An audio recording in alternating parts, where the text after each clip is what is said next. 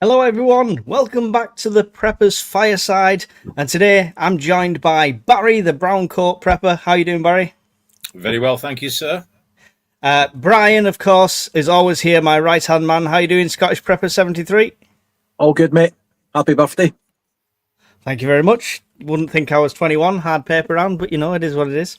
And I we would are not. joined we are joined by our guest Steve from Rift Security. How you doing, Steve?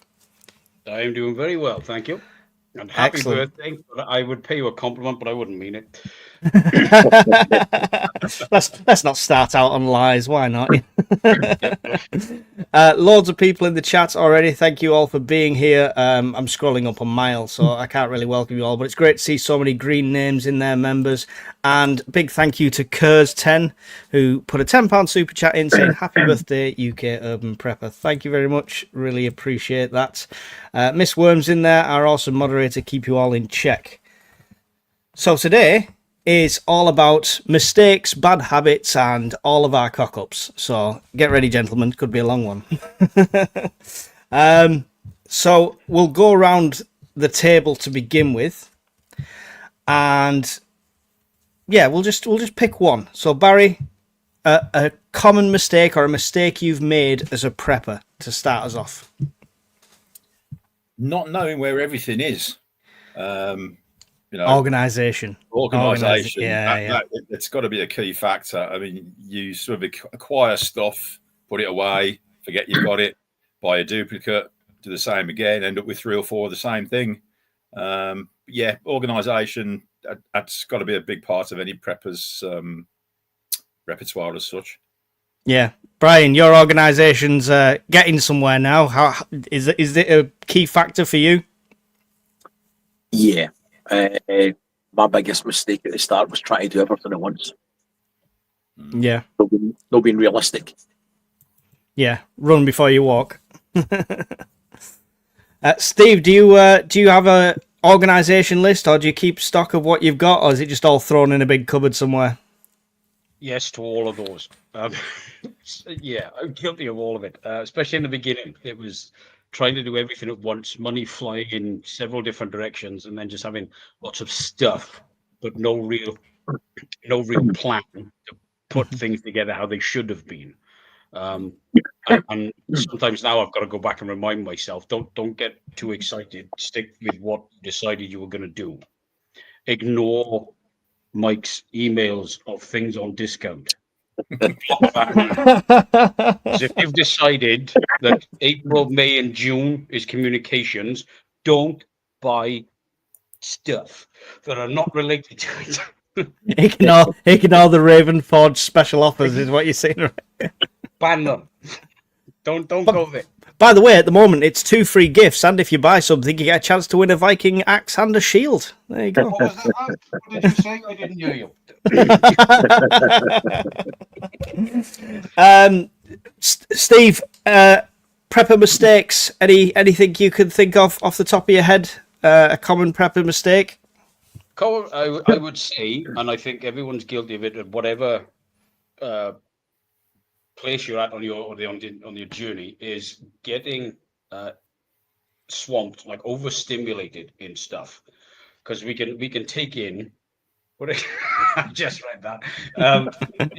We can be bombarded by news of various fake or real. Let's put it that way, and it's easy to get swamped and overstimulated. Yeah. Cool. Brian, do you want to pick something out the list before we go through it? Is the list I've got? What's a common mistake? It's like going to the gym, mate, when you start out. There's always somebody bigger, lifting more, looks better, younger. Same with prepping. Somebody's always got more shit, better organised, all of that kind of crap. And you think there's no point. There's always a point. Yeah. I'll never get to that level, so I'm not even going to start, is the mentality we've seen sometimes, right? Yeah. So I've got a list, and so I've got 2 lists, basically. Common mistakes and bad habits. We'll do the common mistakes first. One we've kind of touched on, which Steve mentioned, was focusing only on doomsday scenarios. So really focusing on like the doom and gloom and the Day X is upon us, Red Alert, and all that we've seen common, and people prepping for only extreme situations. Is that how it comes across to everyone, Barry? Do you think that it's always for a zombie apocalypse, or it's for, you know, the end of the world as we know it? Barry? Yeah, that seems to be like the main sort of view of the general public. You know, we're all tin foil hat wearing lunatics, but you know, we're not. You know, we follow them. We see what's going on, and you know, we weed out the rubbish from the true information, and that's about it. Yeah.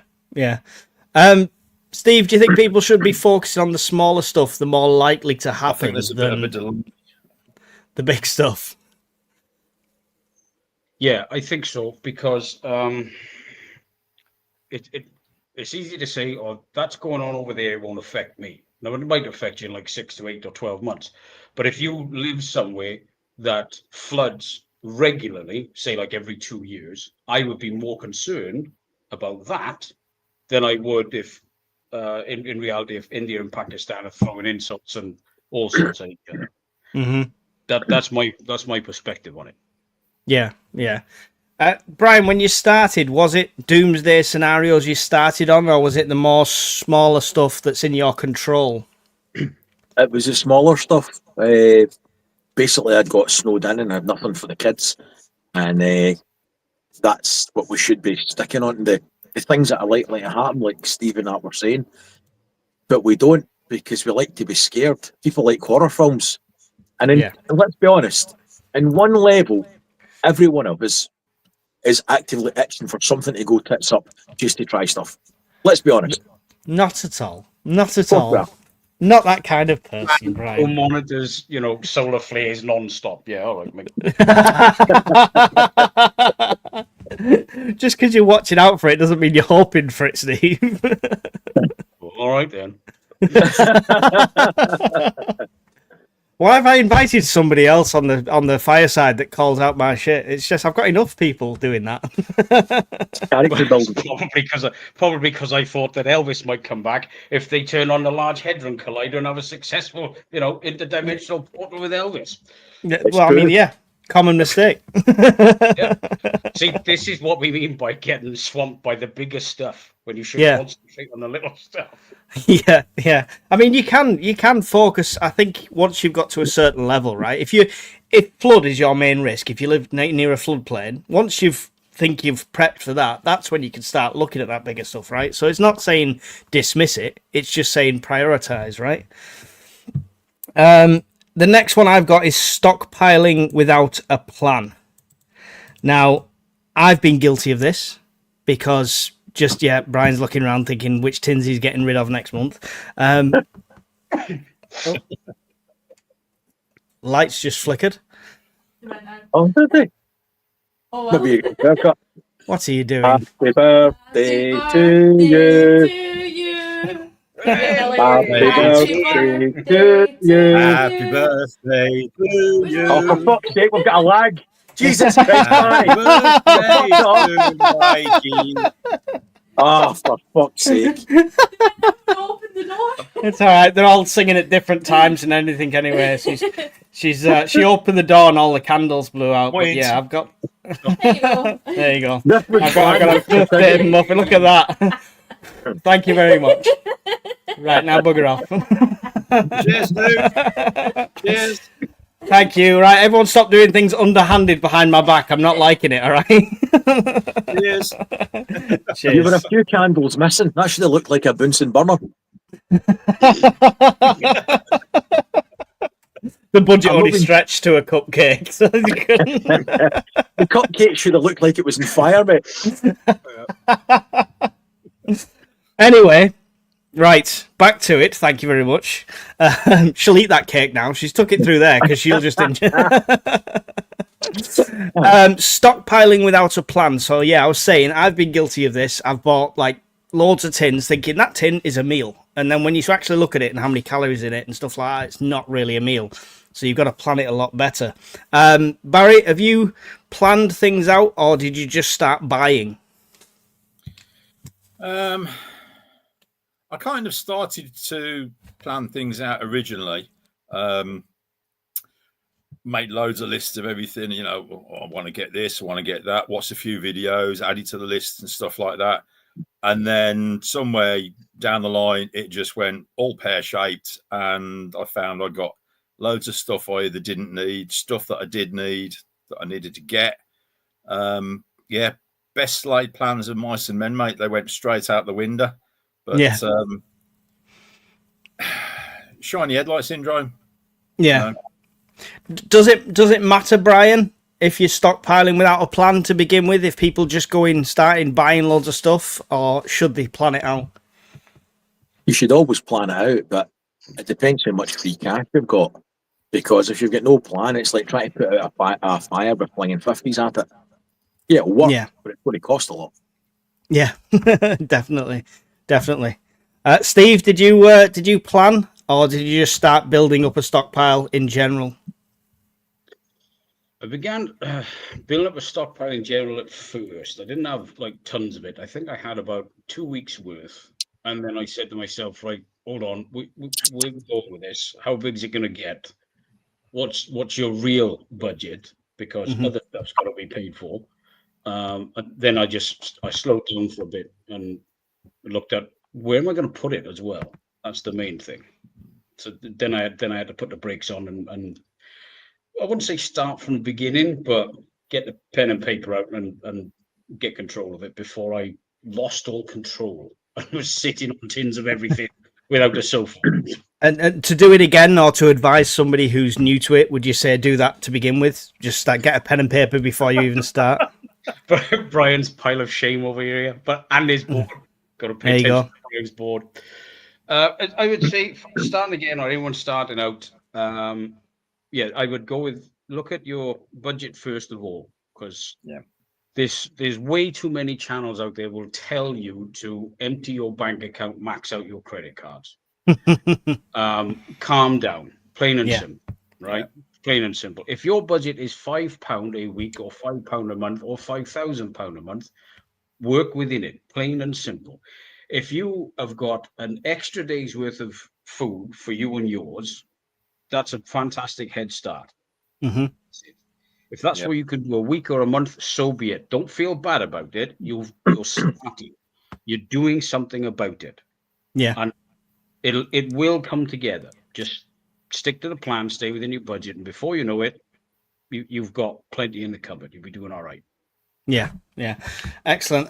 Thank you, Taffy Nige, for a £20. I assume it's a super sticker. I can't see the actual sticker, but thank you very much. Much appreciated for that. Just trying to see if I miss any comments.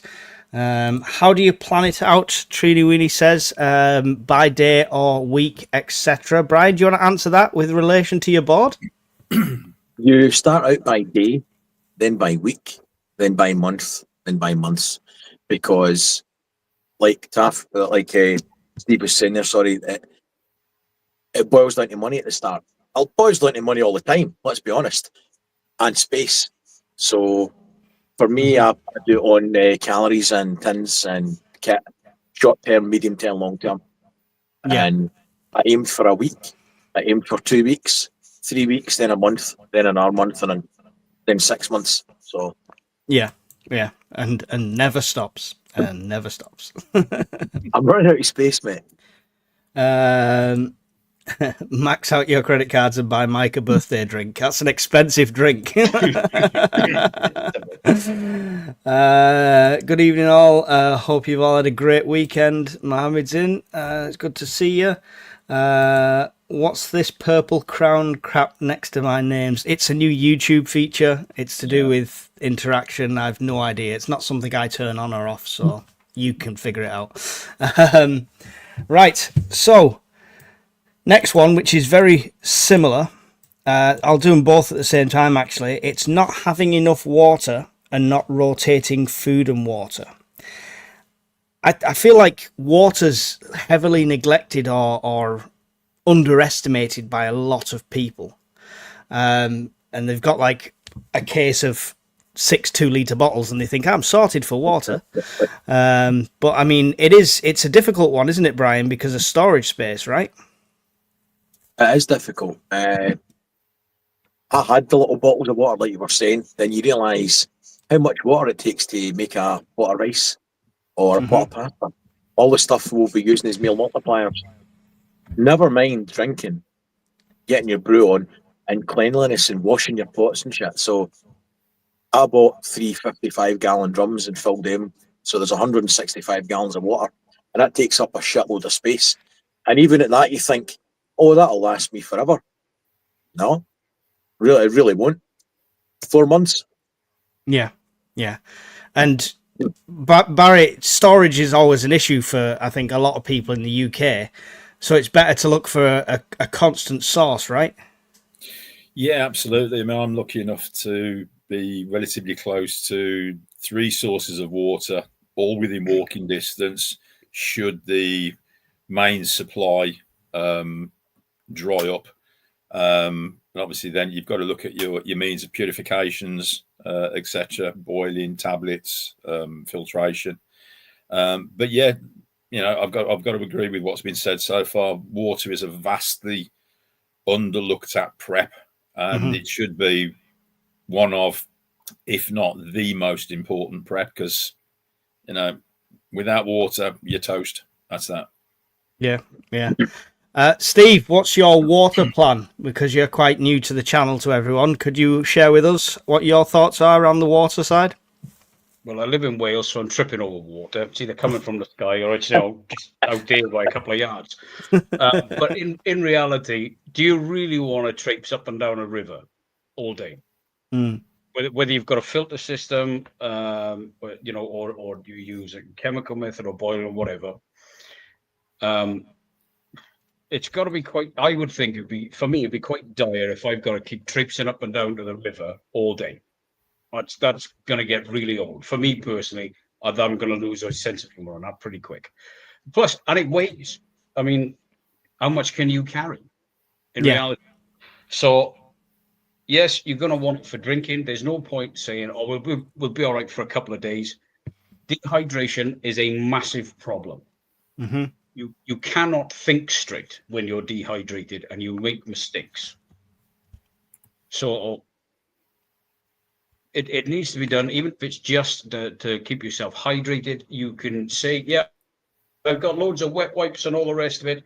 Wet wipes are fine for a while.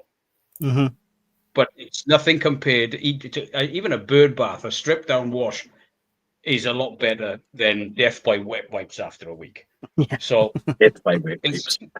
I mean, if anybody's been to a festival or worked a festival, there's a lot of people use the same shower. Flip-flops, that's all I've got to say. Wet wipes get old because you sweat. And you don't have to be running around like an idiot working and all the rest of it. You can just be sat in your backyard. You're going to sweat. And that's going to get old after a couple of days. So space, yes, because, you know, it's British houses. We don't all live in and sadly, I've got to break this to anybody from California. All our houses are not the size of Downton Abbey. Yeah. So, you know, everything's got to fit somewhere. So you've got to be realistic with it, haven't you? Yeah, somebody mentioned water butts there, Andy GB, which are good if you've got the room for them in the garden. And collecting rainwater is definitely a good one. And in abundance, like Steve says, in Wales and in Scotland. So drawing the... You are? We get a little bit of water. Just a little bit, yeah. A little deluge as I was setting off today. It was terrible. Is drawing the line at buying gas masks and hazmat suits a mistake or just being realistic, says Polonium. This goes on to the prepping for doomsday or prepping for scenarios, right? Barry, what's your thoughts? Would you buy gas masks, hazmat suits and stuff like that? Or is that just a step too far for you? No, I've got one. Yeah? Yeah, got one. Just one. Doesn't matter about the wife, just you. Well, it's struggling to find one that fits. Yeah. That's all I can say. Yeah. But yeah, I've got one. So if anybody needs to go outside, it's going to be me. Yeah, yeah, and you got to think of decontamination if you're thinking of that as well. So it's worth thinking of. Steve, drawing the line, buying gas masks, hazmat suits. I mean, I think we briefly had a laugh and a joke on Discord about the dog one, right? Yeah. Yeah. It's like a carrier bag with a hole in the end. To be honest, if I lived somewhere like close to a large chemical plant or a nuclear power plant, something that was a realistic thing, I would definitely give it serious thought. Or if I worked at one of those type locations, definitely. Yeah. If I'm sat here and I'm thinking, right, I'm really confident I've got all this, and this, that, and food and this and that. It's all right saying to yourself, right, I've got £1,000 to spare. I'm going to buy best hazmat suit, spot on, tailor-fitted gas respirator, all the rest of it. Ask yourself this: how are you going to get wherever you're going? Say you're going back to your house. How are you going to keep your house sealed up tight to the poisons or whatever you want to call it outside? Then you've got to get in and out. There's no good just walking in the front door because you're doing it, like you said, decontamination area. Mm-hmm. If you're just going to say, well, I'll just have one clean room in my house, how are you going to clean the rest of your house after said emergency is done? Yeah. Because I don't want to sit on my sofa on a big cloud of radiated crap. And I go, oh, well, that was a wasted 3 weeks living in the cupboard under the stairs. You've got to sit down. It sounds horrible, but you've got to take yourself through these dark places. How am I going to do it? So I live near a honest to goodness credible issue. Yes, I would. And I'd have to do a lot of thinking. How am I going to seal up my house? Where am I going to go? All the rest of it. So that's how I would honestly look at it. Yeah. Well, good point. Brian, you've often just written yourself off if it came to nuclear, right? You've said openly that you're just going to stand there and go.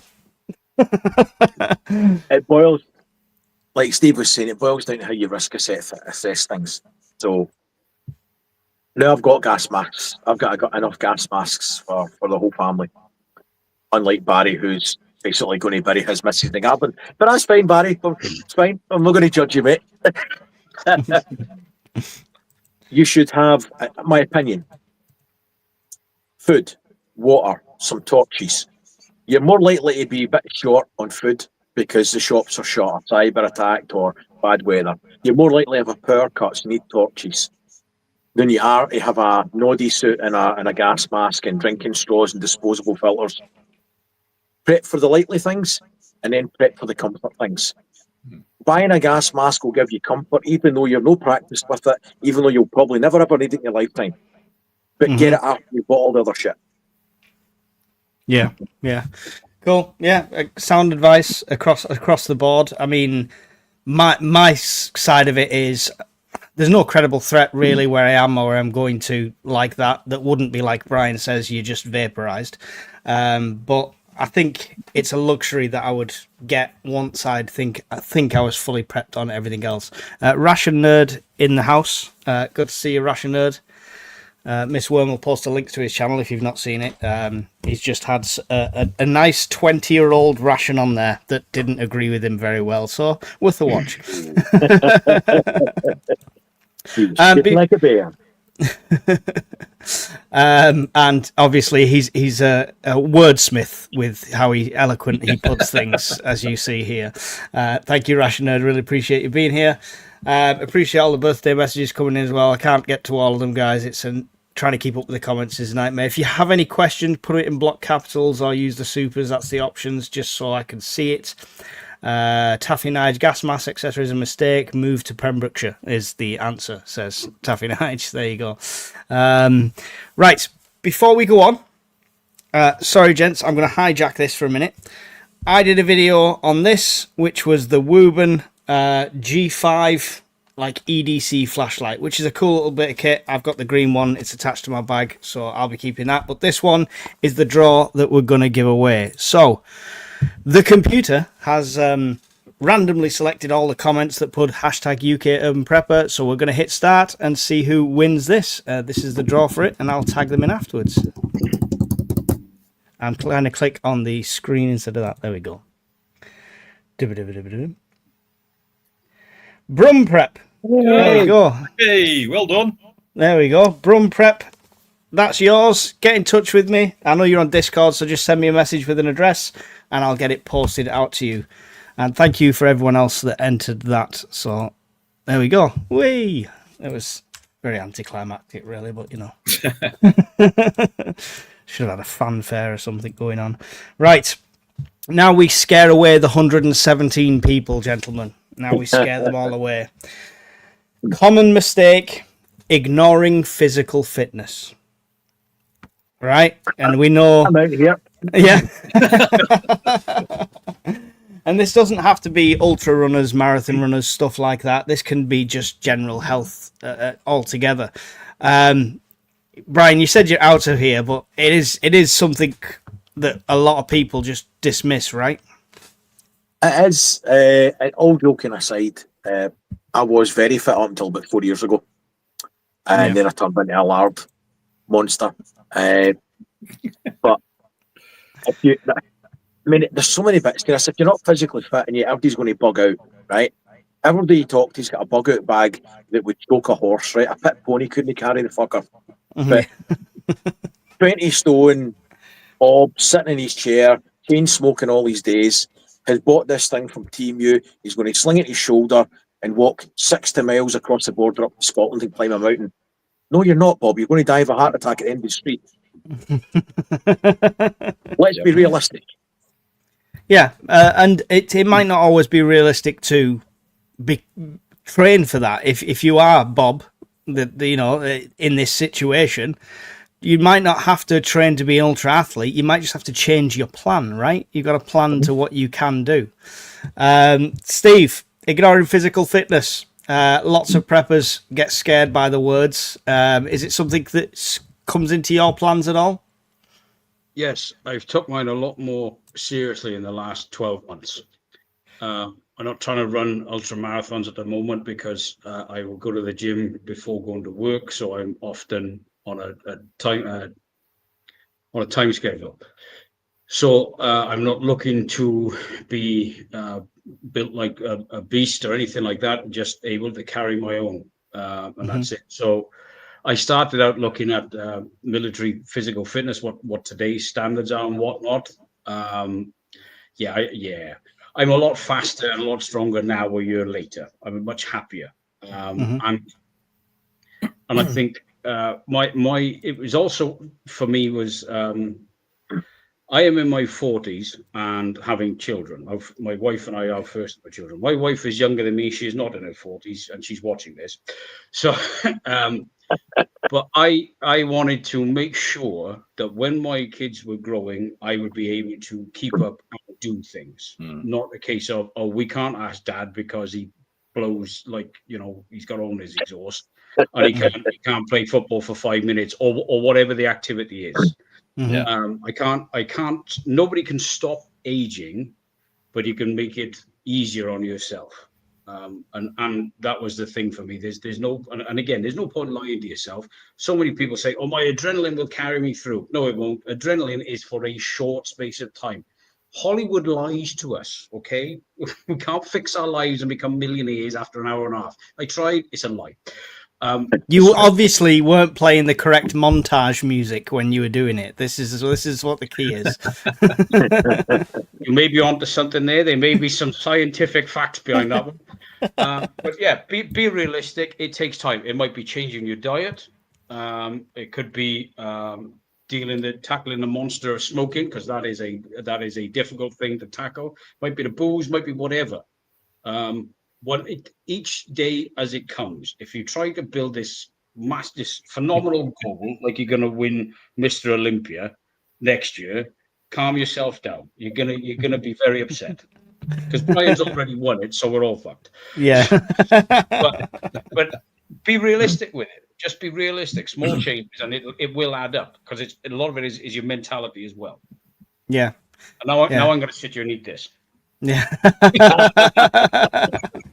You've earned it. You've earned Send me money. You've I'm earned it. telling the truth. Send me money. it. I couldn't hold it in any longer. It's been killing me. Barry, have you, physical fitness come into it for you? Yeah, it should do. Not as much as I would like it to be, though. I've got a long-standing health problem that rears its ugly head every now and again, and basically wipes me out. So obviously, I've got to be careful as to what I do regarding trying to get fit. I'm on my feet all day for 12 hours as it is anyhow. So walking or anywhere is not an issue for me. It's nothing. And I'm lugging bloody great heavy bags around with me all day as well. So that's not a problem. If I had to run anywhere, now that would be a completely different story. But yeah, health needs to be addressed, definitely. Mine's not as good as it should be. And I've got to improve it. Do you think that's a common mistake then, Barry, that people who have ongoing issues, like if you've got back problems and stuff like that, they don't put that into their plans? They don't, as soon as SHTF happens, they'll all turn into John Rambo, right? They will do for about 10 seconds before the back goes out, because as soon as they try lifting anything hard, they're just going to keel over or freeze on the spot, and that's it. It's game over. Yeah. Thank you, Rasher Nerd, who's gifted 10 memberships to the channel. Thank you very much appreciated there. Thank you. And he's gone. There you go. And left. Came, spent, and left. Brian, you're familiar. For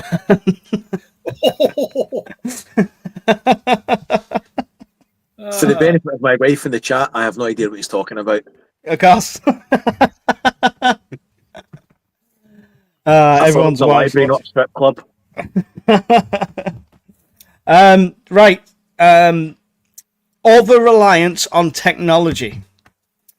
This is roll your eyes, coming to you, Brian. Depending too much on GPS, electronic devices, online information, offline backups, or manual alternatives. It's a common mistake.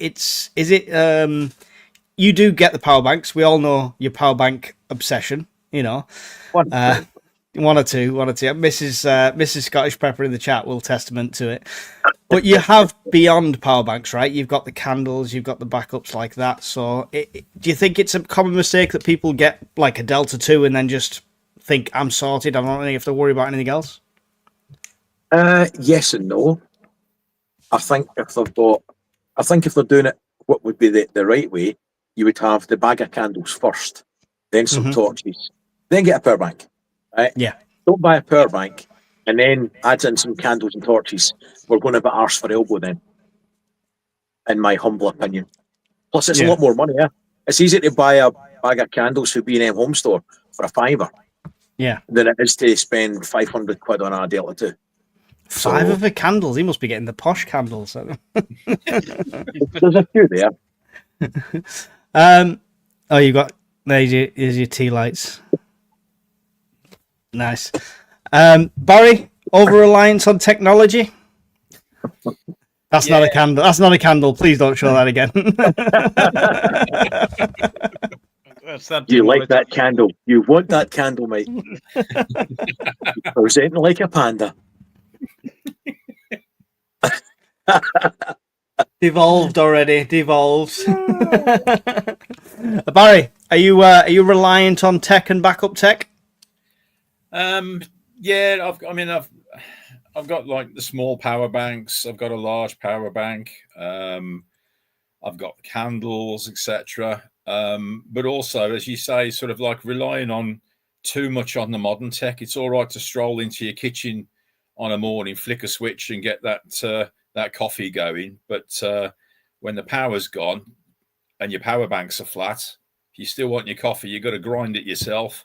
Mm-hmm. So I've got a manual coffee grinder. I've got a manual hand mincer that clamps to the desk. You know, that's sort of the old sort of school tools you'd see back in the 1900s, that kind of thing, which would be in everybody's kitchen then, which has mostly disappeared now. you know what? If you can find them at car boots and stuff, snap them up because they could be worth your weight in gold. Yeah, definitely. That's kind of how I center my preps. I've got a lot of tools. I've got manual tools, like a manual drill and stuff like Speaking that. of tools, Brian. I was just going to say, be careful if you're taking Barry's advice there and you go somewhere and say, I'm looking to get hand cranked by a mincer. It might end up a bad experience for you. Just going to throw that out there. But context is everything here. Yeah. As soon as I said it, I knew somebody was going to pick up on it again. Oh, look, there's a bargain. I went into this place in that room and I got hand cranked by a mincer for £5. That's that 10 points I was talking about there, Mike. Yep. Welcome to the demonetization stream, as usual. Steve, technology is technology a key part of your preps at all, or? To a degree, yes. Because let's be absolutely honest about it. Doesn't matter if we're part of the generation that was around before the internet and smartphones and stuff. All of us, to a degree, are addicted. Use it to make a living or not, or subconsciously we reach for our smartphone. So let's be realistic. Yes, because whether you're using your battery-powered radio to listen for alerts or news bulletins or whatever, if you can charge up, turn on your, let's say your tablet, you've got films or whatever pre-downloaded or on a data stick, might be for yourself, your loved ones, your kids, whatever, because they're growing up with it. And we've had it in our lives for 20 plus years. So saying, I'll be fine, I'll just read a book and play Snakes and Ladders. That ain't going to last long. Let's be honest. No. So, Monopoly can break families up. oh, yeah. There isn't one of them in this house. I tell you that now. Monkey Wrench in the house, who also has a YouTube channel, prepping and repairing things and things like that. It's funny, he came in at just the right time. We're talking about the films and stuff on the data sticks. When I spoke to Monkey Wrench, he has this as a tradable commodity as well. Because, I mean, USB sticks full of music and stuff like that is a tradable commodity in a full Teotihuacan situation. So it's a cool idea to mention as well. You could link that one, Mike. The butt plug, the USB butt plug that you market with all the stuff on it. Put it in Pod Storage 200. Where's that one? It's a Survivor. It's a Survivor. I think I must have left it in the bedroom next to the KY. Probably sat on it, mate. He probably sat on it. He sat on it. That's why he's smiling. Happy birthday. I made that noise out loud again. Sorry. Where's that music coming from? Yeah. Right. No. Yes. USB Survivor memory stick he's talking about. Nothing else. Not the USB enhancement plug. No. Another. Every time he farts, he buys a TV. I'm trying to move this on. Another common mistake. Technology. Can you imagine sitting there and you go in scanning for devices? What the? Is this you? No. I'm done. That's it. I'm not saying any more. I'm done. Right. Not involving family or household. It's down as a common prepper mistake. It's also very difficult sometimes to involve family and household and stuff like that. Brian, you've said often it's often like not very helpful trying to train the kids and stuff like that. I can't use your exact words because I don't think it's appropriate, but I'm sure it's not been very successful with the kids. No, I'm going to say something that will probably upset a few kind of younger generation. That I think it is a generational thing that somebody else will do it, somebody else will fix it. It's not my job, it's not my problem. And that's just how I see it. Mm-hmm. Somebody else is going to make sure you get water, somebody else is going to make sure the power's on. It's somebody else's responsibility. Well, it's not. But, well, in this case, it's my responsibility because they're my children. Yeah. But do you think people that don't get like their family involved at all and they're just doing it as their own thing, is that a mistake? or is it just the think way it's- they? I think it's a mistake not to try. I think it's very difficult to achieve because you'll have heard that a million times. I'm not doing that. I'll just come to you if there's a problem. Mm. Yeah. That's the normal answer you get. No, I don't need to buy that. I'll just come to your house. Yeah. Barry, keeping preparedness to yourself, or failing to communicate it to your household. I mean, if you're not home when it happens, it's going to be a massive detriment, right? They need to know some of the stuff, surely. Yeah, absolutely. I mean, both the wife and myself, we've got an agreement in place that if anything kicks off and we're not together, we're away from home, first port of call, make your way home. Mm-hmm. Get back home first, wait for the other person to turn up. We know how long it should take to get back home from the various locations. Anything outside that time scale, that's when we start to put other plans into motion as to move on to a second location in case the first has been compromised, etc. Yeah, communication is definitely key. Yeah. You know, you've got to sit and have that talk along with your loved ones, even if they don't want to listen. Yeah. You know, it's difficult. I mean, you know, Brian, example with his kids. You know, you know, sometimes it's like knocking your head against the wall, but you've got to persevere. Yeah. At least they know it in the back of their mind somewhere. It'll be there that, oh yeah, I vaguely remember this. Yeah. Even if a little bit sinks in, it's better than nothing. Yeah, Steve, Mrs. Rift is watching, you said. Is she a prepper as well? Yes, because certain things over the years have helped her wake up to stuff, quite simply. I used to hit her over the head with it, something rotten, but, you know, why would you listen to me? I'm a smelly boy. I know nothing. But over time, various things have gone on, and we've sat down. So, what do you make of that? I say, well, I wouldn't really like it if it happened to me. Okay, and then let the conversation evolve from there, and then action happens after that. So I mean, we have regular conversations about various things because I think you have to at the end of the day. Because if you don't talk about various things, no plan will even spark. Nothing will happen if you don't talk about it. We were talking the other week about the power going down in Spain, all over the entire country. What? You know, mind blowing. To me, it was. I mean, I thought flipping heck. And then when we learned that water was not flowing within a couple of hours. Yeah. What the heck will we do about that? And I said, well, hang on a minute, love. If power's gone out throughout the UK, just gone. Doesn't matter why. It's just not there. What are we going to do? Well, if I'm all the way over there and you're over here, we can try and call each other and stuff, but the mobile phone networks are going to be jammed from here in the next week. So they'll probably crash out, for example. And they've only got battery power for X amount of time.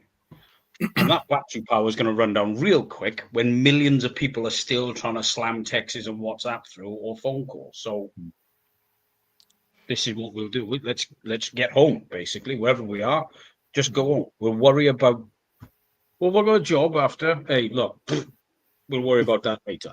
Yeah, definitely. So you've got to have the conversations. Yeah, go ahead, Barry.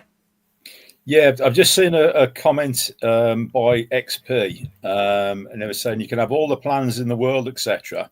But what happens when you're? Yeah, there you go. That's the comment. And I'd look at that as well. It's a really valid point. I mean, for myself, the wife and I are quite lucky. We tend to go back to the same place. She's been going to the same place on holiday for years, even before I met her, and we know the area quite well, and we've actually got locations we can go to if we're on holiday and the worst comes to the worst. Yeah. It's something a lot of people won't think about. I think this is what, I mean, there's another, it's in the habits thing, but it kind of centers around prioritizing skills and mental skills over stuff, right? Because at any point it could happen, you could be away from said stuff. So you need to be able to have something about you to be able to forage, to be able to scavenge, to be able to get home, to be able to improvise, etc. So it definitely says something about the skills. It's a very good point as well. Steph said my partner doesn't think he needs to prepare till shit hits the fan. He believes prepping is overkill and paranoid to an extent. The problem is when shit hits the fan, that's when you're going to be fighting the crowds to get the water that's been jacked up in price, and potentially if that's a power cut, have you got enough cash on you at all times to pay for that? This is the thing. It's always a second too late, right, Brian? 100%, mate. What I would suggest to your partner is that it's a hobby for you. It makes you happy. If he feels it's overkill and paranoia, okay, but we all indulge hobbies that other people have got that we don't see any value in, but you put up with it for their happiness. This is the same. Sell it to him like that for you. It makes you happy. It gives you peace of mind. It gives you security. It's just another hobby. At some point, it may come round. Yeah. That's a good point, Brian. Yeah, Yeah, that's a good point. definitely. It's one of those things. It's sometimes you've got to prep for your family, and they won't get on board. But yeah, just constantly bang the drum. Unfortunately, is the only answer at the end of the day. On the holiday front, Barry, do you put any preps in place? I know you said you're very aware of the location, but does prepping come into your mind at all when taking a holiday? Like, should we take it because of the economic climate or what's going on in the world, or do you just go anyway? To be honest, I think we'd probably go anyhow. Where we would go, we know that we've got access to accommodation, water. We know where various places where we could get supplies to if we needed to.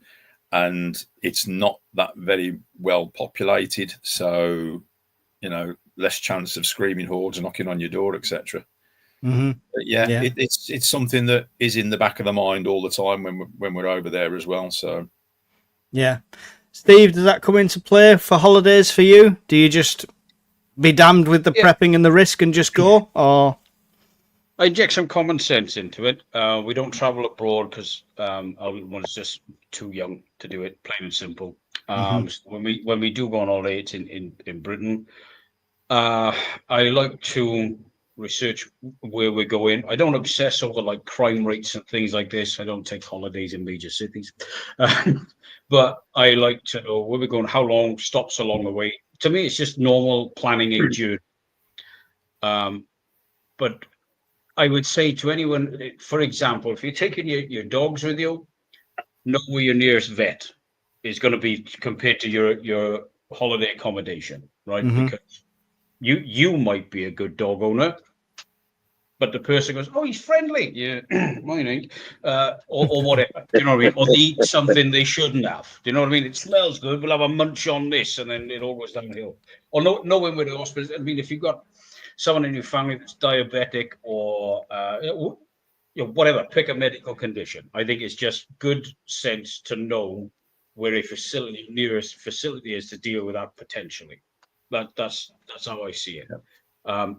If somebody said to me, no, in fact, I did have a former acquaintance when the yellow shirt protests were going on in Paris a few years back.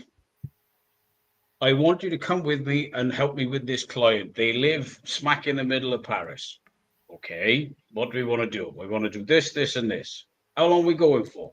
About 3 weeks. Well, that sounds lovely. 3 weeks in Paris. Hang on a minute. Every Friday, it's getting a bit nastier. Aren't they like dropping CS gas on the citizens? Yeah.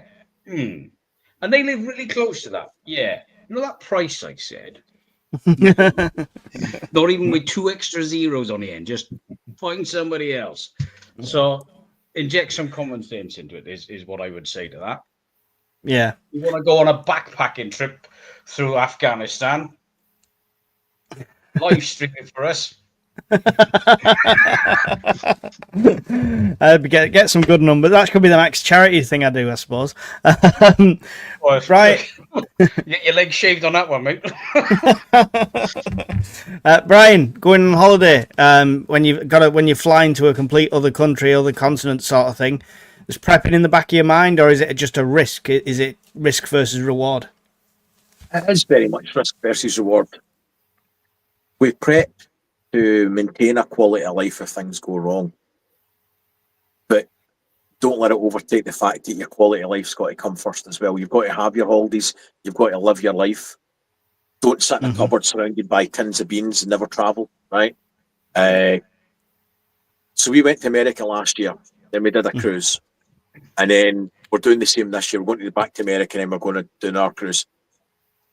What bit us in the arse was that my son, when we were away, did a power cut. He didn't know how to use the house solar storage, battery storage. He didn't know how to switch on any power banks. So he was well provided for, right? But he couldn't work anything. So that was a major flaw in all the preps right there. Yeah. Has that been rectified now? Well, he's been shown, whether he remembers it or not, his limit is basically working a tin opener. I've reconciled to that.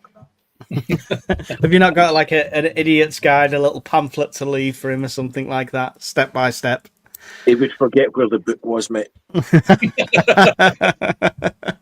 Matt, do you know, but see, all kidding aside, another fear is if we're away and something really, really bad happened and the world was going to shit, they've got lots of, they're well provided for if we're not here. But I don't think he would have it in him to make tough choices. And I think it'd probably be taken off him in very short order because he's too kind-hearted. Yeah, yeah. Taffy Nice says, wherever you are isn't knowledge power. Definitely. Monkey Wrench says, knowledge is also a tradable commodity. Definitely. And I think that's why one of the habits of neglecting skills for gear. So relying on fancy gear instead of developing essential survival skills. Now, we're not saying you all have to go out and be able to do primitive fire starting and stuff like that. If you've prepped 1,000 lighters, there's no point trying to rub two sticks together. But just general, survival skills and knowledge of your local knowledge of the area, which is what Dave, the urban survivalist, always used to bang on about. Having local knowledge is key. And if you're going on holiday somewhere and you're worried about it, then do the research on the local area, right? That's probably one step to mitigate that. If you've got any habits or anything you should think we should bring up, please pop it in the chat now before we get to the end. Not practicing or testing plans is a common bad habit for most preppers. Everyone's in theory, and theorizing is good, and sitting there and thinking about how it would pan out mentally is still a good step. It's better than not doing it at all. But actual practicing, Barry, do you practice anything or test any of the plans? I do, with various degrees of success, because obviously that's when you find out that a particular bit of kit's missing or broken, or you've got too many items of the same bit of kit. I mean, for me, one of my things on the to-do list this year is foraging. I need to up my game on foraging. Definitely. I mean, I've got plenty of woods and everything around me, but knowing what's in those woods, that's a whole different ball game. So yeah, skills are definitely a must, and keeping on top of them. Yeah. Steve, do you test any of your preps? Do you run any drills or anything like that? Practice anything? I do quite often. It's when I'm away from home, because I can tell myself I'm getting it wrong. I don't need my wife to tell me. Yes, I said that. I knew I said that one out loud. If you're worried about communication in your household, anyone, you've got youngsters or adults, whatever, if they're in love with their electronic devices, go flick that switch on the fuse box.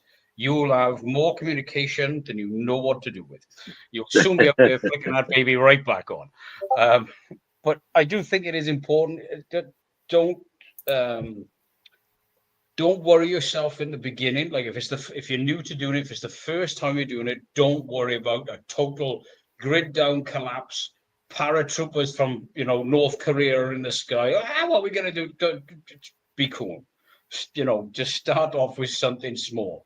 Like we've run out of tea, right? That's a big enough emergency. Do you know what I mean? Start something small. Then get round the table and just be honest with each other. It's not like, oh, Dad's doing this, he must be perfect. No, Dad makes mistakes. Mhm. Mum tells him all the time. But if start with something small, plain and simple, isn't it? You know what I mean? Mhm. Cars. Pretend your car's outside your house and it's broken down. What are we going to do? Yeah. Go for it. Brian, you've practiced the blackout scenario at home. Actually managed to get the family on board to do that. How did that go down? And how was the convincing? How long did that take? I'm quite an impulsive person, mate. If I decide something, I just go and do it. It's easy to ask forgiveness and permission, to be fair. And realistically, it made no difference to them whatsoever, because the minute I killed the mains incomer, everyone else just kicked in. So that was the hardest thing about making the video. Everything worked. So there was no shit, here we go, I'm sitting in the dark with a torch, nothing to do, we're playing Monopoly around a candle. It made no difference. The lights all stayed on, the power all stayed on, and it was bit content. So to make it 48 hours, they introduced power bank generators and stuff. So Here's my blackout video with everything switched on, and I'm sat here. it literally was like that the first 24 hours. So I thought, that's going to be a really bad video. So I went into showing, right, here's how a small power bank will power a TV. Here's how a bigger one will run a CPAP machine. That sort of shit. Yeah. But I think you've got to practice because, we keep going back to the Faraday cage one. We've all watched the same videos on, here's how to build a Faraday cage. Everything will be fine. That's a lie. It did not work. The metal bin fresh from B&Q. That's it. You just put the lid on and off you go. Yeah. Absolute tosh. I mean, I've got a square box full of cash that proves it was wrong. And you've got to try things. You've got to try it. You've got to see. I mean, when we talk on Discord, people say I'm going to buy a power bank. Yeah, well, don't leave it in the cupboard then. You've bought a solar panel. Stick it out in the garden and power your washing machine off it. Make it work for you. Make sure it works. Yeah. Frugal living in France, Frugal Queen, who's been on the channel on the podcast before. She's got quite a big channel. She does that on a regular basis as a money saving thing. She'll charge the power banks through the solar and then do a full day of washing up and drying and stuff using the solar. So it's a money saving technique as well, which is good. I think practicing as well falls into the fitness one. Like when I did my walk, in my head, it's like, oh yeah, I did that when I was like 20. Not a problem. It's going to be a doddle. And you get sudden reality checks and blisters and pains and things like that. And then you think, hang on, how would I manage with a missus and kids in tow? So then you've got to adapt your plan to that. I think if you don't practice that plan that you think is written down perfectly, it's going to fail at the first step. Because that's what we can guarantee, right? Plans will fail. Yeah. In your head and in my head, you still think, oh, I'm 21. And then your knees turn around and say, the fuck you are. Right? No, you're not. Yeah. True story. So let's just have a quick look in the chat. Oh, yeah, there you go. Frugal Queen, as Miss Worm putting the channel on there. Thank you very much for that. If you guys spot any questions or anything, please shout up as well. But I don't think I've seen any as of yet. Tunnel vision, we kind of spoke on that, but that's a bad habit. Focusing too much on specific scenarios. It's a good way for people to get into prepping, right? Like, I mean, people know that Steve's already mentioned that I monitor the solar, but that's kind of what got me onto prepping. But if I only prepped for that, then I'd neglect a lot, right? So having tunnel vision on your scenario. But would you though? If you let's think about it. If you get tunnel vision on a coronal mass ejection, all your prepping for that will cover 99% of all the other shit that would go wrong in the world. So it's true. The core of prepping relatively stays the same. Yeah, we spoke about that. If you're concentrating on one thing, whilst it's bad in principle, if you do it well, right? If you concentrate really well on one thing, in reality, for our point of view, it will encompass most of the other horrible shit that could go wrong. Mm-hmm. However unlikely that is. Yeah, so that might not be a bad habit as such, depending on what you're concentrating on, right? But if you're concentrating on nuclear war and you're getting gas masks and you're digging a bunker and stuff like that, but you live on a floodplain and you've not took any to that into account, you know, this is where you're just I digging yourself a refer to- downstairs swimming pool. That's when I refer to the bit that says how well you do it. Yeah.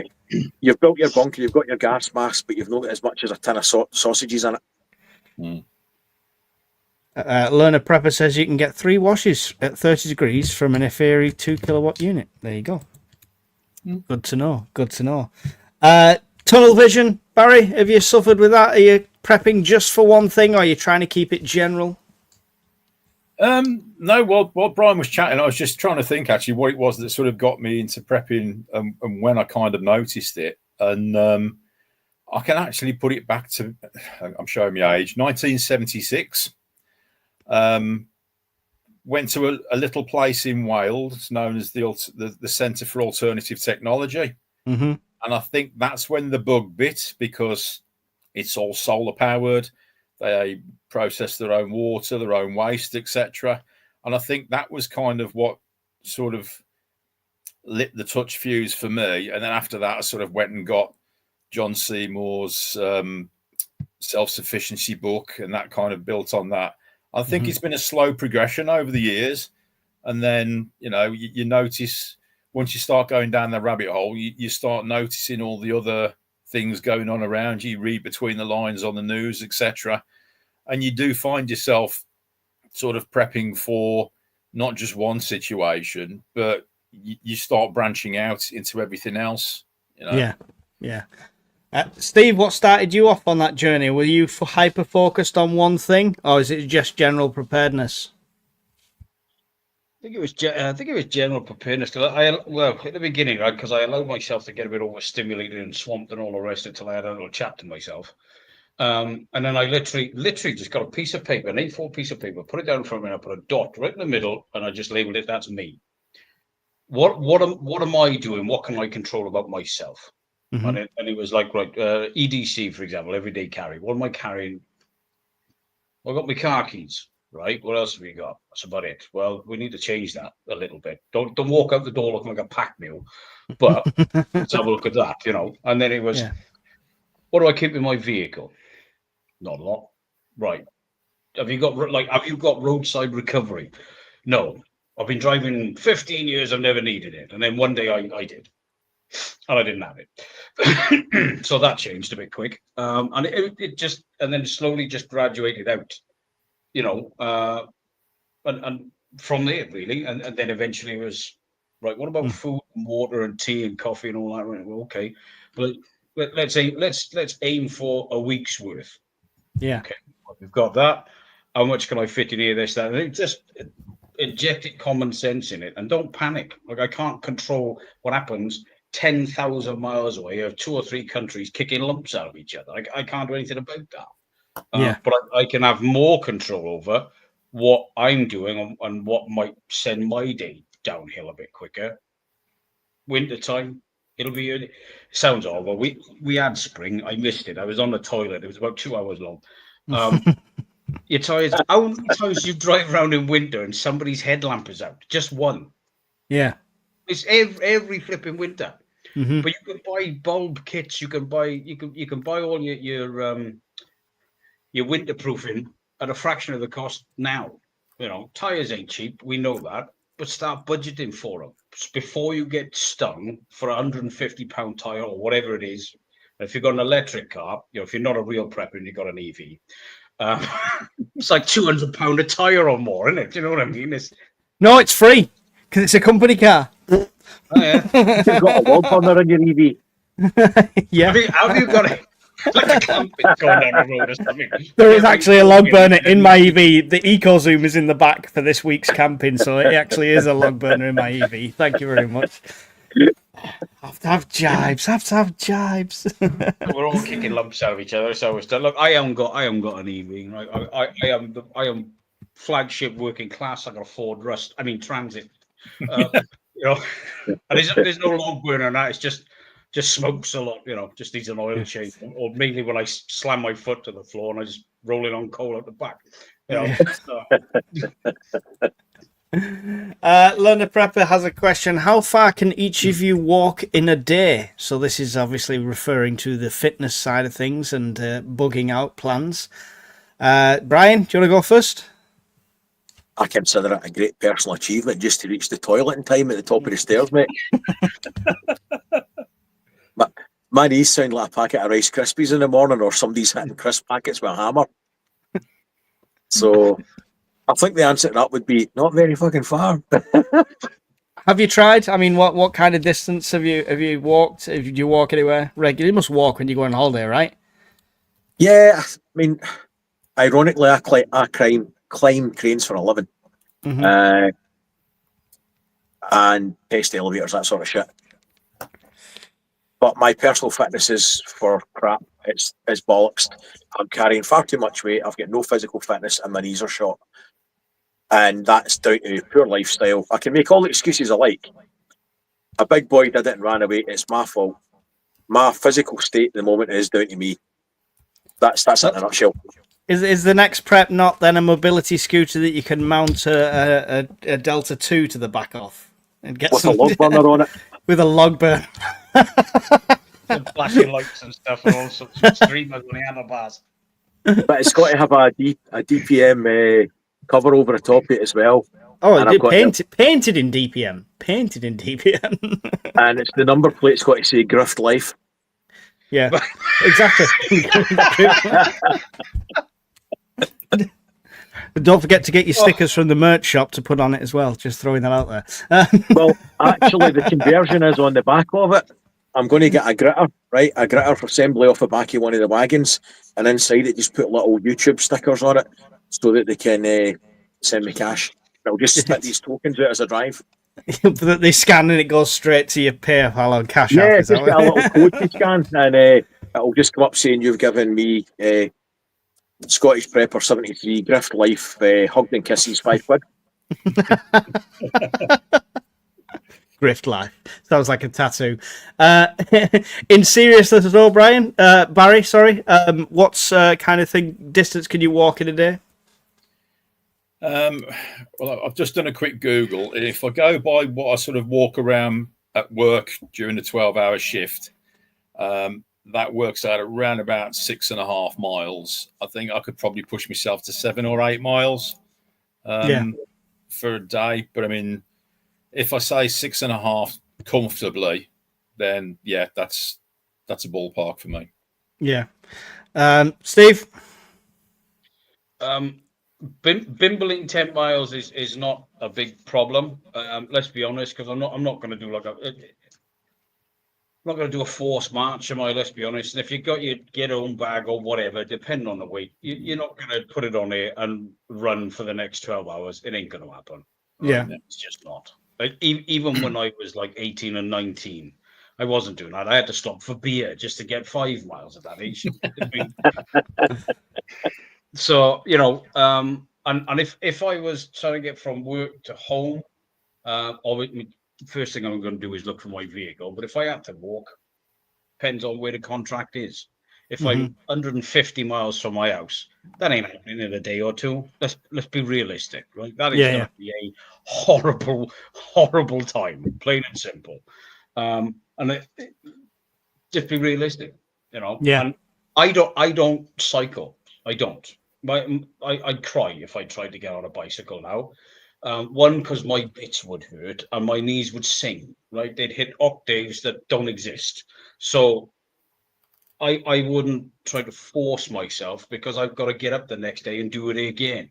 And in reality, if it was a horrible situation and you're 150 miles from your house for whatever reason, that's going to take you longer than a week. If you have to try and force march that 10 hours a day, forget trying to be stealth and all that, just straight down the motorway, you're going to be bits. You're going to be in bits.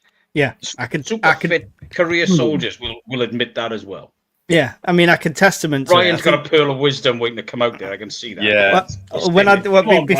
Before his pearl comes out, that sounds so wrong. So wrong. I obviously I did my charity walk thing, and that was a massive reality check for me. But I mean, at one point, I think the longest in a day was about 32 miles. And that was a killer. And then the next day was, my feet were in bits, like you say. There's a lot of motivation when you've got to get home, so you will be able to push through a lot of it. But you're right, if you want to make it 150 miles, you're going to be wanting to do 10 to 20 at the most before you stop in resting, regathering your energy and stuff like that. And if you are that far away and it's true Teotihuacan, you've got to think of scavenging. You are not going to be gun-ho on the motorway. You're going to have to be hiding a bit more Can you stealth. imagine trying to carry a week's worth of food and you're trying to put in 20-mile walk a day? You're going to carry more than 2,500 calories a day. Let's be honest. Yeah. And it doesn't matter how you do it. And I say if you've got an animal coming with you as well, you've got there's only so much. Even a dog that was bred for hauling, pulling, sledding, whatever. There's only so much they can carry, and that's if you've trained them. Yeah. Regardless of pulling a sled behind them and all the romantic notion, just putting the old pet's own doggy backpack on. You got to teach the thing, and then Yeah. can't load it up with 100 kilos of dog food. So it sounds horrible, but you can call it scavenging, but you will quite simply be on the rob after day 5, right? Some poor bugger is going to be missing a bicycle. You're going to let the bike look out. You better get that in your house. I'm telling you, let's just be realistic. You are going to get to the point where you say, I bugger this white knight stuff. I'm getting home. It's on. Yeah. That's got to be your priority. 100%. If you leave the keys in your burger wagon, it's probably me that did it. It's still there. He's just in there eating them. Oh yeah. He's driving, I'm in the back. Yeah. Thank you for the question, Learner Prepper. Did you want to have your pearl there, Brian, that you were itching? No, you fucking ruined it, mate. You went off in a ramble and it's totally ruined now. It was a really good Alright. plot line. It was Sorry. a fairly Sorry, joke, Brian. and Sorry. you just fucked it up. My And worse birthday's than my birthday's On the complete. last can. I won't come again. I'm sorry. How many tins are you on a day now, Brian? That's what this worm's asked. I've been quite bad. This is my third since the podcast started. He's And I'm not. nearly He's, empty. You the do wagon is a dot. You're normally on your third carrier bag, but a month ago you're on your third carrier bag by this point. I know I've been cutting back, but I've not been good for the last week. Bad habits. Don C says charging Oh, here power we go. banks. There you go. Yeah, that's it. Mine are all charged. Thank you, Don.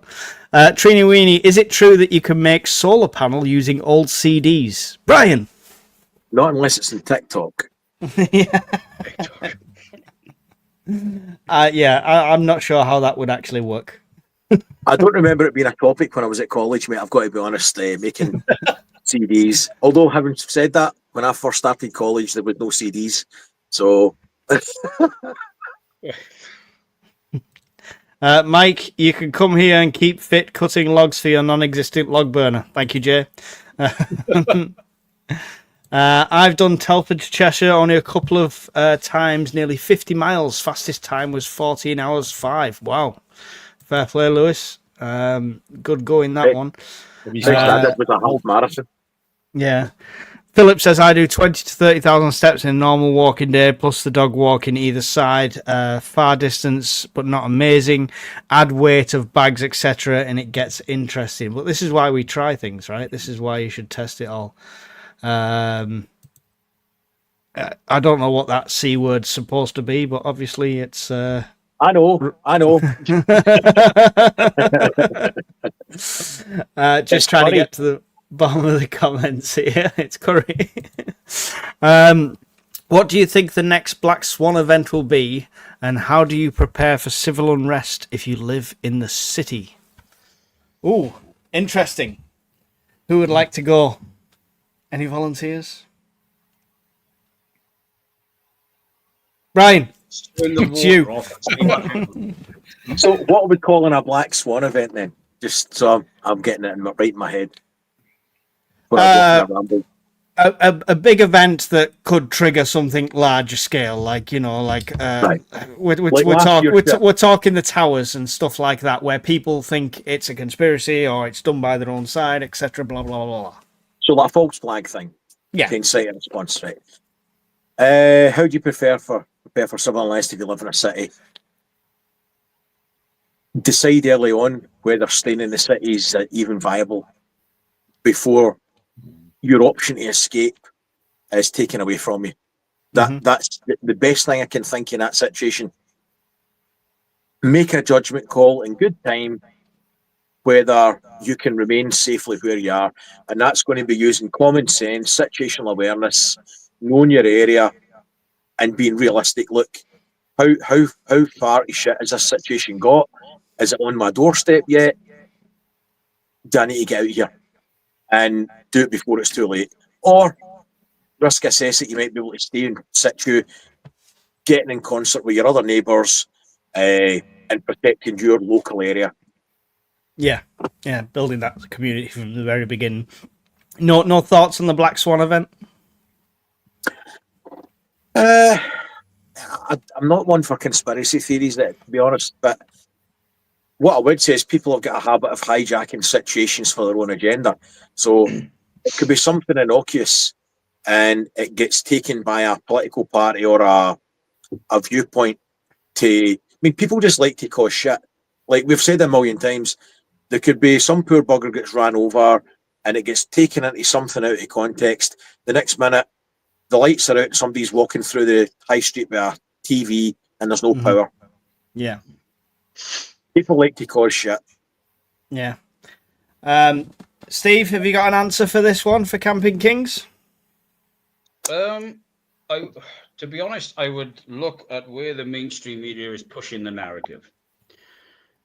I mean, it changes on a daily basis, let's be honest. But if it's not banging the war drums, it's, we're all going to run out of water and all the rest of it. That would be a slight indicator to me. But it's not, right now in Britain, it's not difficult to incite a scrap. It's really not difficult. It's just, I won't say the slightest things, but it doesn't take much. What bugs me is when they start smashing up Greggs. You're nicking cold pasties. Nobody goes on the Rob's Nick workbooks, though, do they? Do you know what I mean? Nobody's in there nicking steel toe cap Timberlands and Caterpillar boots. Let's nick a TV and pasties. But in all honesty, it's when in that same riot they were robbing Shoes On, where Shoes On shoes are like £1. Why are you robbing them? Shoes on. I mean, the things would be like a flappy sole on the boot by the end of the week. You're better off nicking some Gorilla Glue to stick them all back together. Brian be into the Pepsi or whoever, Brit Vic, back of one of the Brit Vic vans or whoever makes it. He'd be in there. To me, I couldn't put my finger on a specific one thing that will set off a bigger thing, because the internet's a double-edged sword.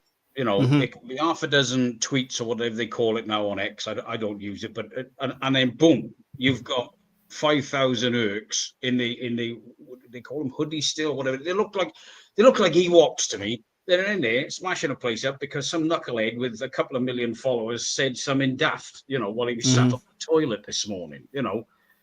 So I can't put my finger on one specific thing, but what I would say to myself, if I lived in a very urban environment, what's my cutoff point that I'm going, and have multiple ways of getting out? Because mass gatherings, call it whatever you want, but mass amounts of people can shut off streets and avenues of escape so fast, quicker than the old bill can get there.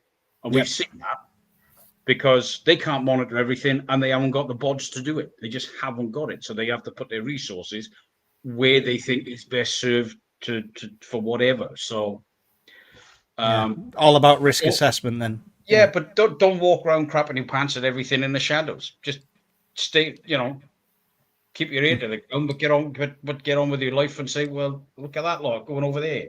Well, I'll go in that direction. Inject common sense. And don't smash up Greggs.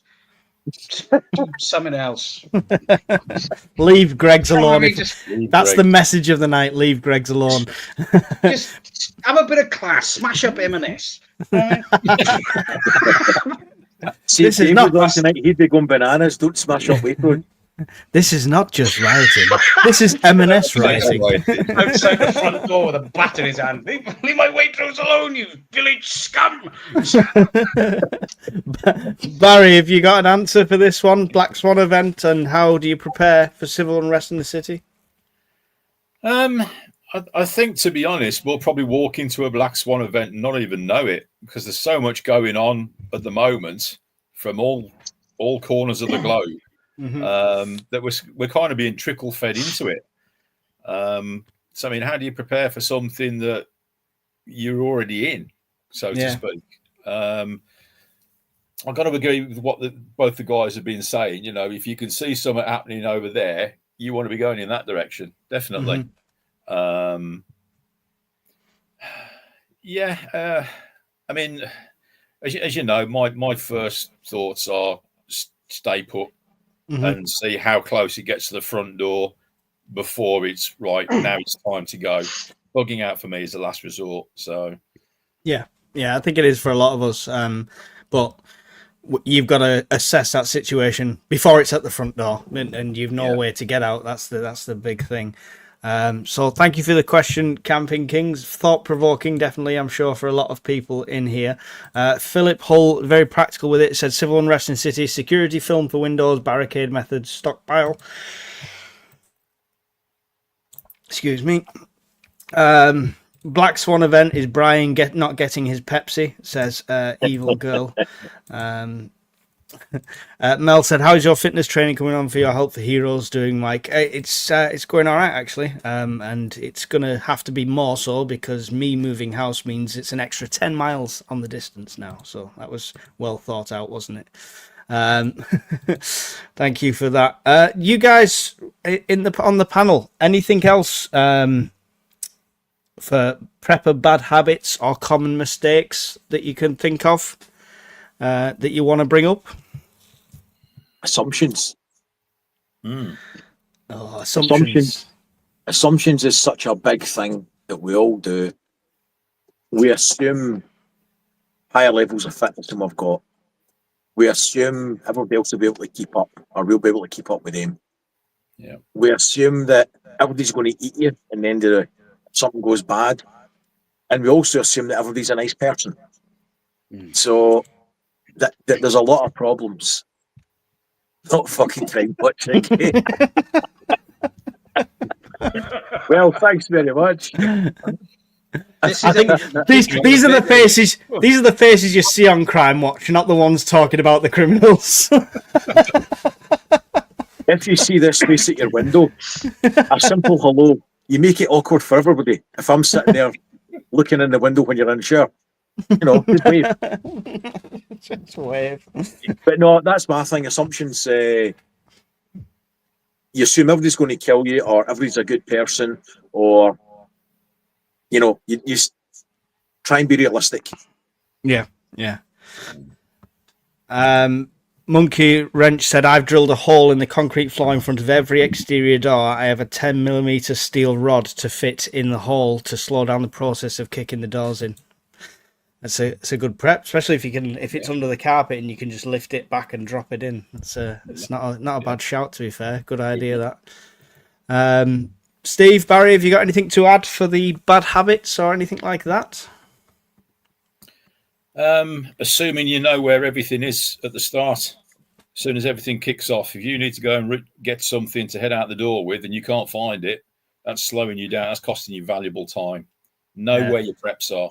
Yeah, bad habits are buying things, putting it at the bottom of a tote and knowing you have it somewhere, right? Yes. I would say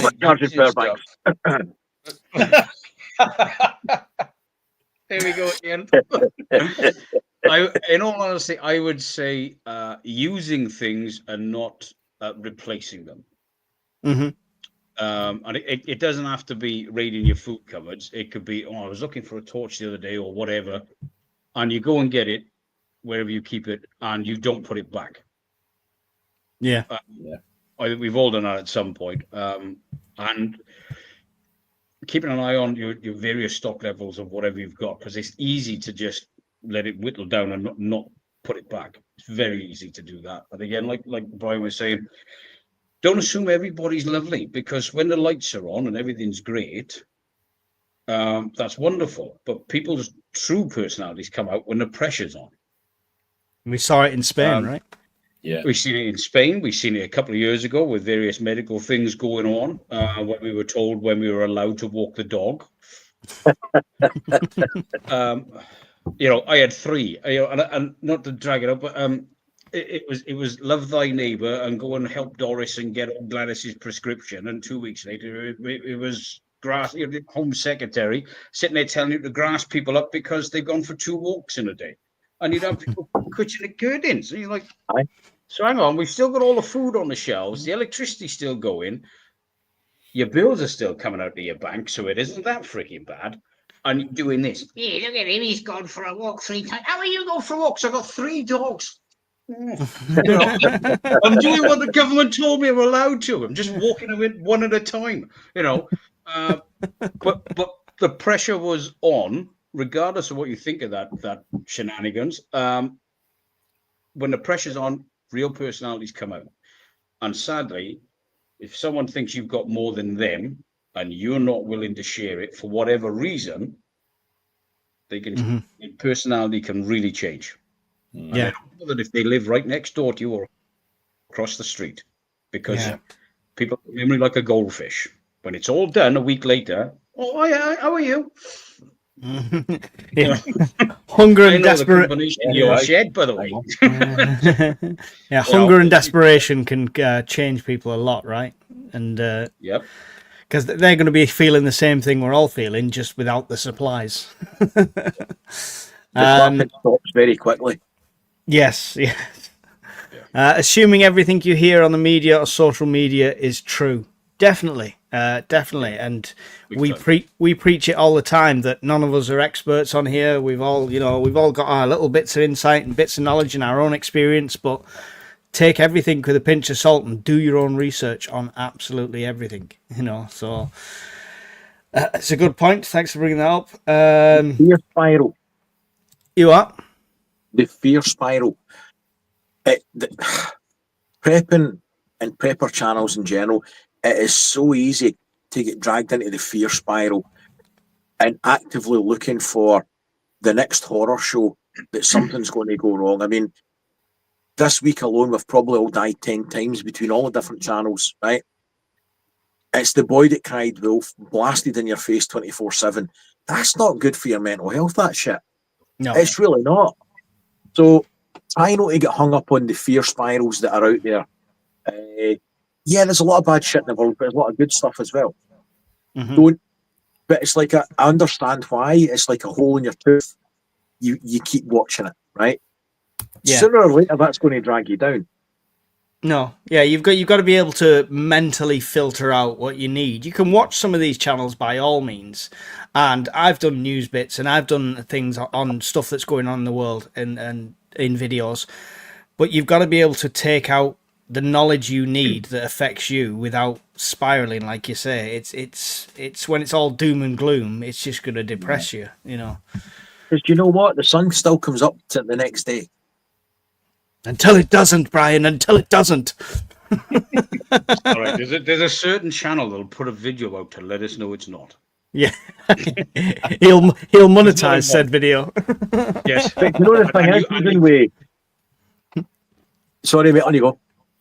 And you can prepare for that by buying loads of stuff in his shop. Yeah, I'm sure I can.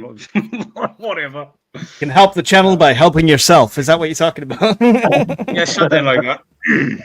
Yeah. At an extortionately expensive rate. But yeah, Brian's right. Two massive things that sell me, not newspapers. Oh, far now, things that sell newspapers. Fear and sex sell massively, and the world of algorithms will keep feeding it to you. It will not stop and say, "Are you sure you want to keep watching this shite? You're 8 hours in. It'll keep feeding you. It wants you to keep clicking on stuff." So he's right. Sometimes you've just got to say, "Off. That's enough now. That's enough internet for today. I'm off."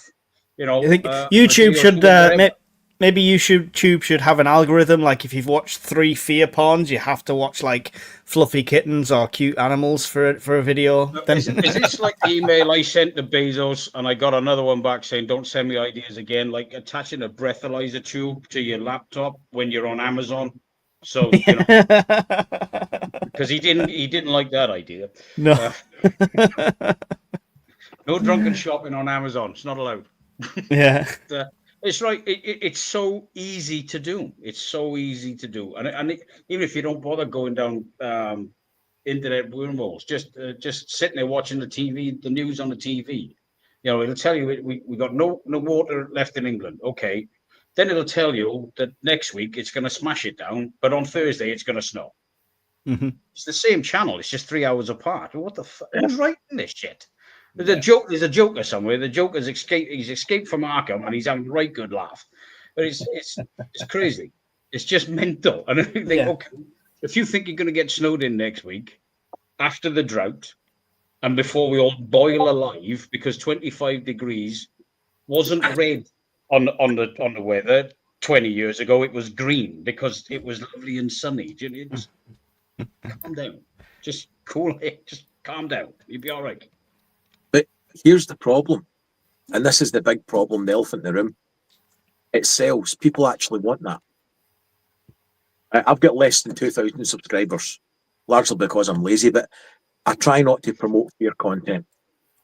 And yet, I know, hand on heart, if I started doing the end of the world is nigh sort of shit, the channel would grow exponentially. I've no interest in doing that. But the reason it is popular is because people want to see it. They want that aspect of, because it's exciting to an extent. Oh no, something's bad happening. Tell me more. And then you're sitting there with your little backpack from Teamu thinking, great, with the Rocky tune playing in your headphones, fuck the neighbours, I'll be okay, right? This is great. Bring on the apocalypse. Sitting there with crisps on your crumb catcher for a belly, bringing on the end of the world. It's nonsense. I think it has its place, right? So I'm not defending it totally, but Are you talking about fear porn or are you talking about Timu? Because this is getting really ugly in a minute. both. Have you not seen Mike's OnlyFans channel? It's like a prepper channel and a porn channel all rolled into one. It's just him in a thong and a gas mask. No, it's not. Bill, for the next episode, for episode Crime Dropped, thank you, Emma. Appreciate that. Probably is going to need it.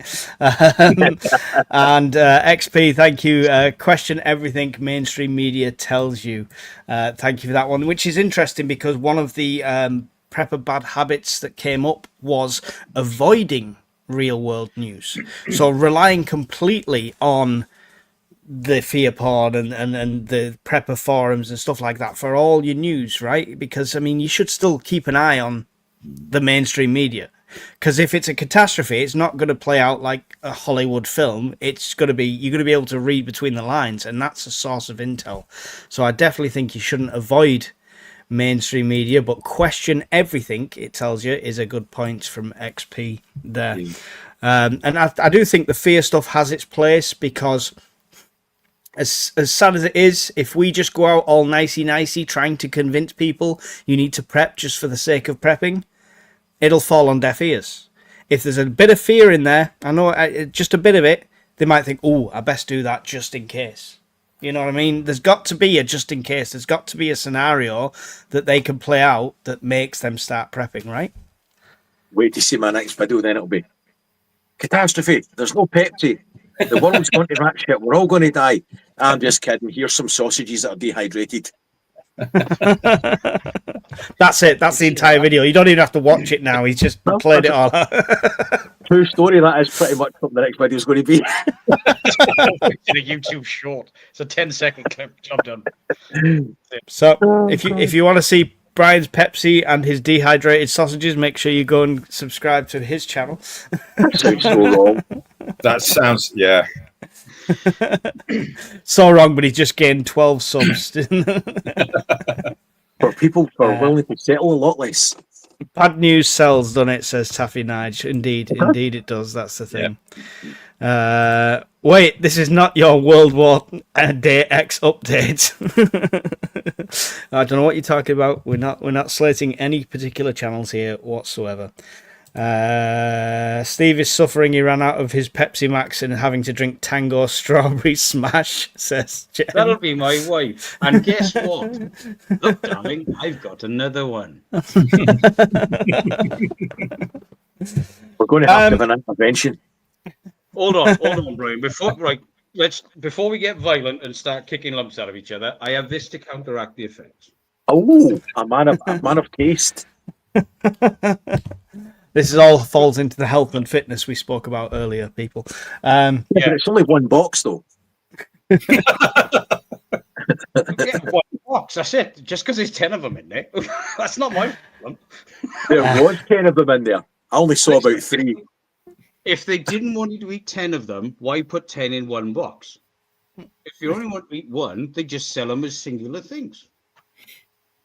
This is I why. can't argue with the logic. The system Yeah, works. logic. Yeah. That's Brian's logic with 24 cases of Pepsi Max. That's the problem. A week supply. Right, so before we end, Barry, can you tell us all about the Brown Coat Prepper UK channel and what's going on over there? Yeah, so I sort of set up the channel to promote stuff from the novice preppers side of things, getting started, and my experiences along the way. The current one, which is being produced at the moment, is to do with the fiasco of having to cope with home life versus prepper life versus storage and all the fun that entails, as you'll know, Mike.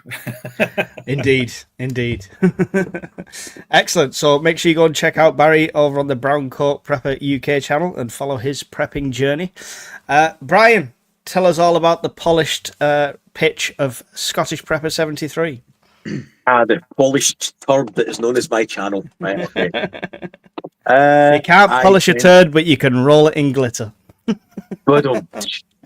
I talk a lot of crap predominantly about things to do with the power grid, either going down and or how to mitigate its effects if it does go down, whether it's a short-term or long-term duration. Next video is going to be on freeze-dried food from the States, which is freeze-dried scrambled eggs and freeze-dried sausages. So I'm halfway through making that at the moment. I thought So you that'll be the next one. were eating it. I've eaten the eggs. The sausages took a lot longer to absorb water than I thought. I left them for half an hour and they were like chalk sticks. So they're now soaking for 24 hours. Good bit of But advice. the eggs were good. Steve, you're not got a YouTube channel at the moment, but would you tell the people about the Discord? The Discord is for winners. If you're not in there, you're a loser. There you go.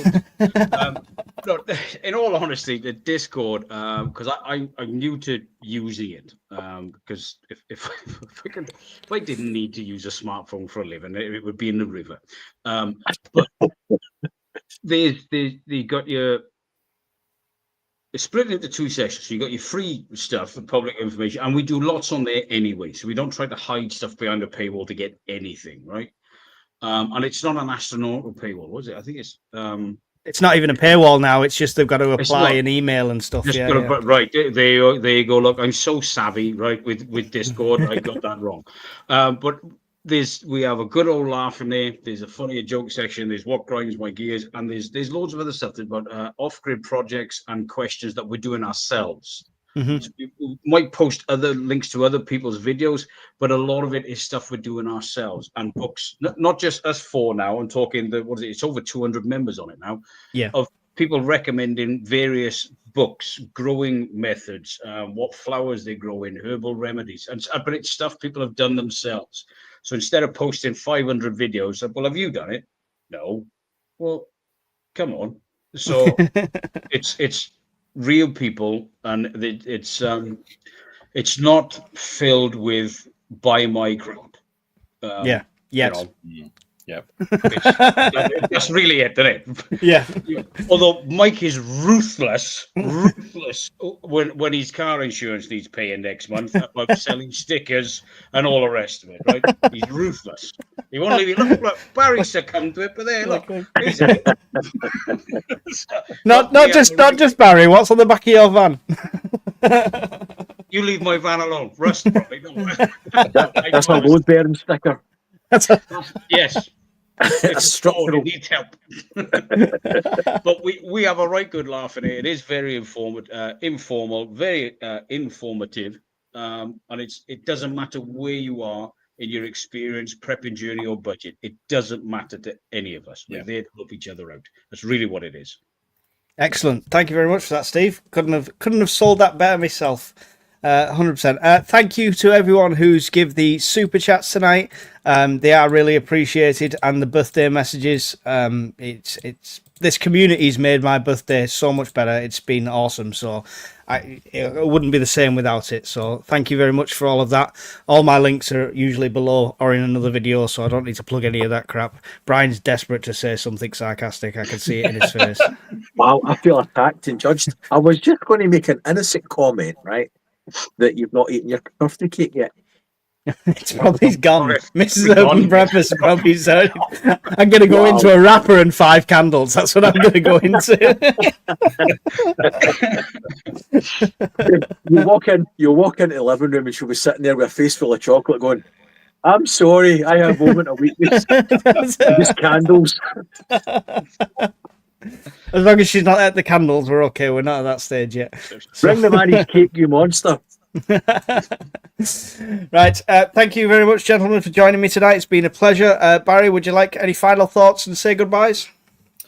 Thanks, guys, for a very entertaining evening again, and as well, everybody that's taken the time to pass a comment, etc., in the comment section. Been brilliant reading some of these, and thank you to Miss Worm for organising your little surprise gifts for us on our behalfs. And hope you enjoy the rest of your birthday, mate. Yes, There you go. yes. Very good. The ASMR podcast is brought to you. I'm not being funny. It sounds pretty shit quality, that mic. That's just my voice, mate. Sounded like Darth Vader with a bad case of asthma. Good old team. Steve, any final thoughts? No, in all honesty, just stay safe, prep on. Just take each day that comes. Don't hide under the bed, because you'll find a grifter under there. All camouflaged up. Oh, I knew it was going to come out. But just be cool. Don't panic, and just enjoy life. You know, prepping is something that we do, but we still have lives, we still have families, and enjoy it. That's it. Excellent. Thank you. Brian, what's going on with your light, and any final thoughts and goodbye? That's the second fucking light I've replaced up there. Right? I swear to God. The first one did the same, and that's the second one doing the same. So I suspect a change of lighting is going to be in order. They're brand new. That one's only been up 2 weeks, and the one before it was up a week.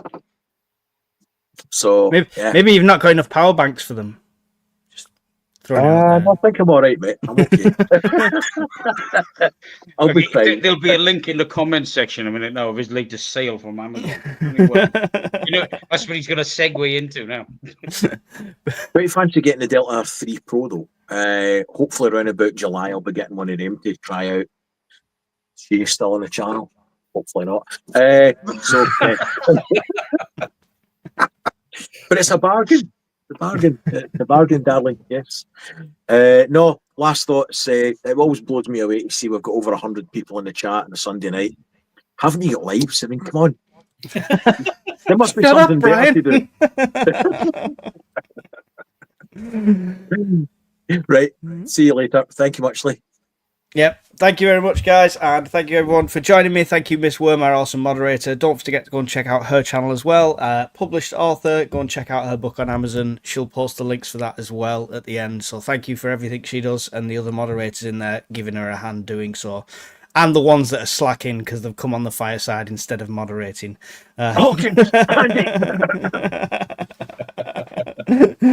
Thanks very much, guys. Goodbye.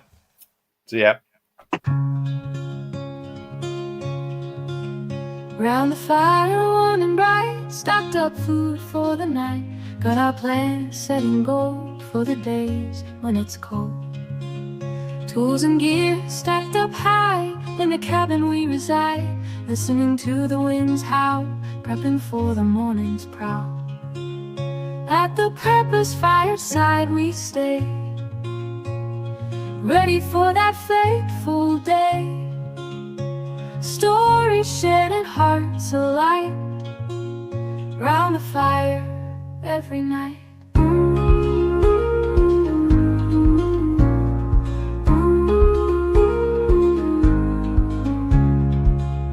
Water stored in jugs and tins, bunkered down through thick and thin. Maps and routes all drawn and laid, preppers live unafraid.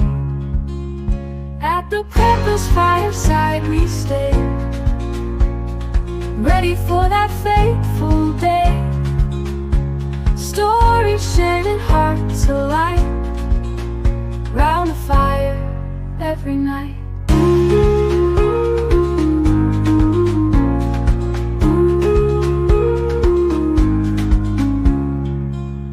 In the glow of embers dance, we've prepared for every chance, living simple, living true, with the dream we all pursue.